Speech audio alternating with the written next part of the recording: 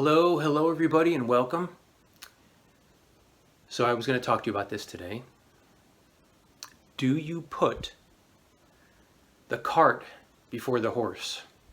You're all well aware of that analogy, but think about it for a minute, right? If you take the cart and you put it in front of the horse, it's not set up to work that way, right? It's going to be very sluggish. The horse can still kind of push the cart, but it makes no sense at all. You want the horse driving the motor. You want the motor in front in this case, yeah? You're going to have better steering with it. Perfect. So are you putting the cart before the horse? Here's what it comes down to in this analogy of life. Don't put your behaviors, how you're acting and going about, yeah? Don't look at your behaviors and then say, that's the problem. I'm behaving this way. I'm not doing what I'm supposed to be doing. I'm goofing up, or I'm struggling, or why can't I figure it? Why do I keep sabotaging? And you're looking at your behaviors or your results or your life, right? You're looking at that, in a sense, blaming that as the cause, but it's not the cause, remember? If you've taken any of the workshops and intensives that we've done, right?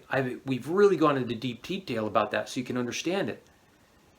It's what's causing your behaviors is the idea you hold of yourself, who you believe yourself to be. Remember, believing, I always like to break apart, and it means being alive in, believing, being alive in.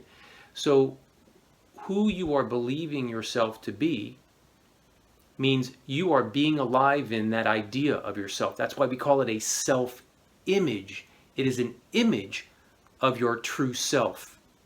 It's not your true self, it's an image that you've created through your entire lifetime. And what's happening is this idea of putting the cart before the horse is not to look at your behaviors and get angry and blame it that this is the way my life is because this is the way it is. I don't like it. Don't blame that. Recognize it to tell you, to show you that actually the reason your life is the way it is because you're believing yourself to be this way. And so that's why you're behaving this way, and your behaviors are creating your life experience or your results. We can use that interchangeably. Does that make sense? So your life experience, everything about your finances, your career, your family relationships, your romantic relationship, your health, your fitness, or lack thereof in any of those things, all those things, your spiritual, all of that. If you feel lacking or that you don't like where you're at in any and all of those, don't blame where you're at and say, my life sucks. No. Your life is exactly how you've been creating it to be based on who you believe yourself to be. You have to get this.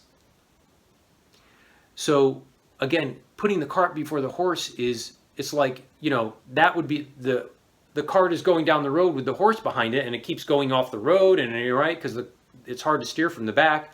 The horse is completely like, what the heck? I want to be in front, but I got to try and push this cart along instead of pulling it. So it's going all over the place. This is your life going all over the place, right? Why?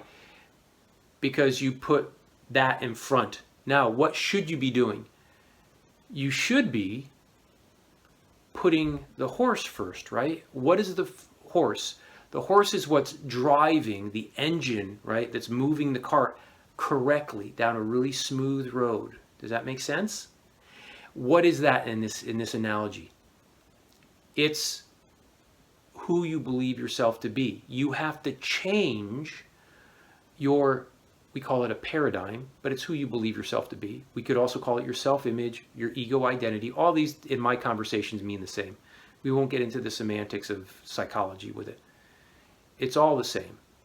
And we are giving life to that. We as the self, our true nature, our authentic self, are giving life to that idea or image we're holding of ourselves, believing.